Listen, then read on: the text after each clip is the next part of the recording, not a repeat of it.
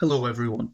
In this video, I will show you how to use the region growing tool in Mimics Core.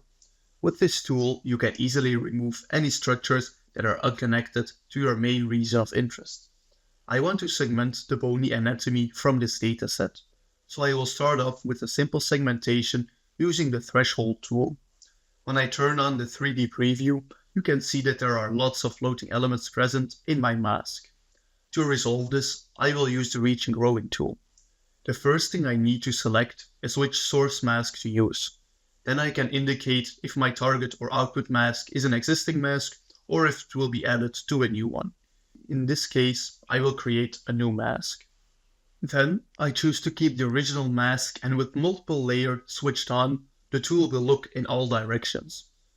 What the tool now requires is one input voxel, from which it can start growing and including the neighboring voxels. To control this growing behavior, we can set the connectivity parameter.